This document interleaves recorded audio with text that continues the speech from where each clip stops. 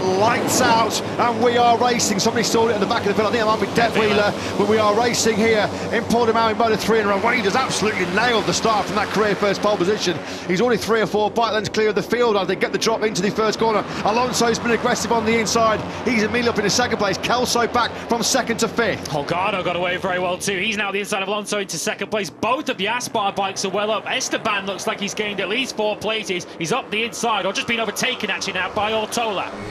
This is further back. This is Yamanaka. Oh, Yamanaka took the front, didn't he? That's fast, high-speed sweep there, going through turn 9 and on the outside. Talk about wrong place, wrong time. Poor old Angel Piqueras, nothing he could do. Fernandez, Farioli, Ogden and Carraro in the points. As Alonso, he's so good. He loves that move, doesn't he? Coming through turns 10 and 11. His latest victim there is Holgado. There's nothing that Holgado can do. This must feel like the last corner all over again in Qatar. So Alonso then up into 2nd place. Now this is where Rueda has been superb. He's on a different level in this last sector of this circuit. Now Alonso is his closest challenger. What can the Colombian do about Rueda's rapid speed through this final split? It does look like Fire is starting to jump across the gap from that second group to the leaders that we're now looking at. The last lap, Fire did his personal best, having got clear of Munoz, so 147.2, closing in ever so here slightly. We go. That's beautiful. That's aggressive by Holgado. He's trying a bit of payback here, a bit of payback on Alonso. He's gone in hot run. That's allowed Ortola to sweep on through. Holgado was properly going through there. Now he's trying to immediately seize back that 3rd place from Ortola. That's job done. This has been a real aggressive lap 7 from Holgado. He was side by side, elbow to elbow there with Alonso. Kelso was dropped out of that lead group late on in Qatar, wasn't he? But he's still there in a menacing 6th place. Yeah, he's now about to be fit. He's pulling alongside Rossi just out of picture. Look at Alonso now for the first time, showing a front wheel to Rueda down the start finish straight. Rossi did stay ahead of Kelso once again on that last lap. Fire with a personal best. He was the fastest rider on circuit. He was in the 46s last time around. Beautiful. Oh, that was beautiful. Big bump there. Holgado just barges his way through on Alonso. Alonso's wearing some proper red paint from that Red Bull gas machine.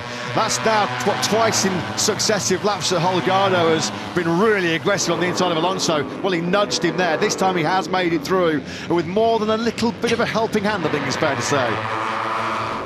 Here comes Holgado. We have a look there on the inside of Rueda. It just looks like Rueda gets off 14 so well. Pulls out a few bike lengths on Holgado on the way out. Holgado this time is going to have another look. And Alonso nearly hit the back of it. He did. Real big twitch there from Alonso. That's going to cost him a whole bunch of places. He drops back in front of 66, bike of Kelso.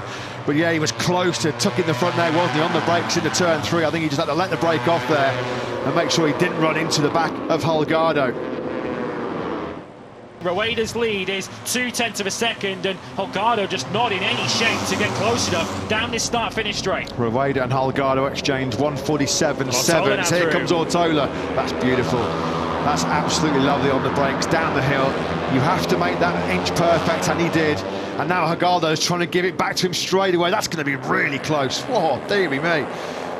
Heart-stopping action here in Portimao, and Holgado charging into 3 to try and get that place immediately back on Ortola. Means he ran in hot, and now he's surrendered that 3rd place to Alonso, who's making quick work here on the inside now of Ortola down the hill into the tricky braking zone for turn 5. This is classic David Alonso, isn't it? Brilliant stuff, like the hot knife through butter, back into P2.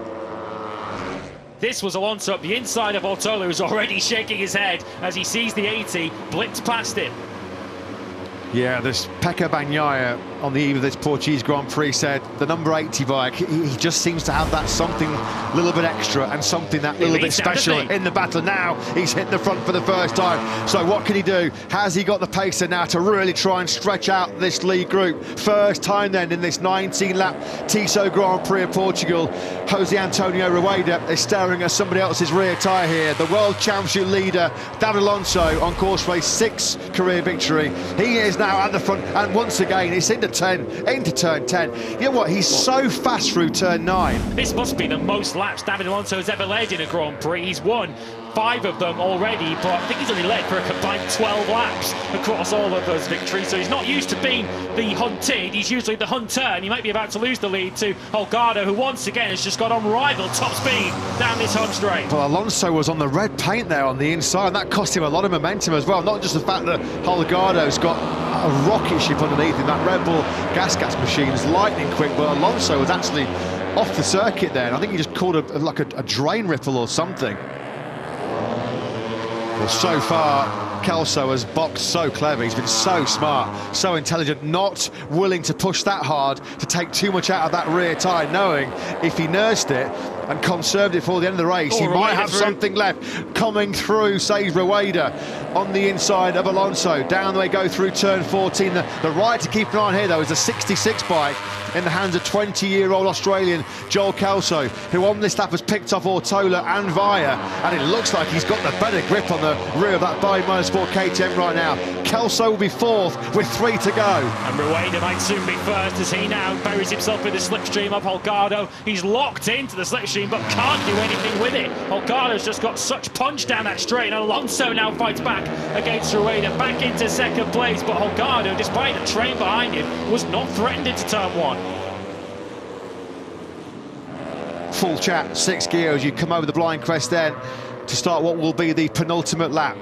You just wonder what will be going through the mind of Holgado if he looks to his right and sees on his pit board plus 0.80. Well, it's not 80 anymore. It's the 99 of Rueda once again into turn 15, and it's really going to bunch this pack up. Kelso's now got an opportunity. So has Ortola. They're going 3-4 wide down to turn 1, and Holgado is just clear of the lot of it. Oh, how close do you want it in Moto3? Kelso was squeezed there between Ortola and Alonso.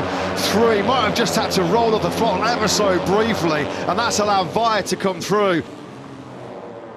Alonso is not going to have back-to-back wins. He's going to miss the podium here. That late battle with Fire's cost him there. And here's Rueda, who's been absolutely awesome in this final sector. He ran the tight inside line coming through turn 14. Is he going to be close enough though through 15? I don't think he is. Holgado holding on here in Portimao. They come to the line over the crest, and Dani Holgado wins a Moto3 Classic here in Portimao. He takes the checker flag by just 0.04 of a second, clear of poleman Jose Antonio Rueda. It is back-to-back wins in Portimao for Holgado.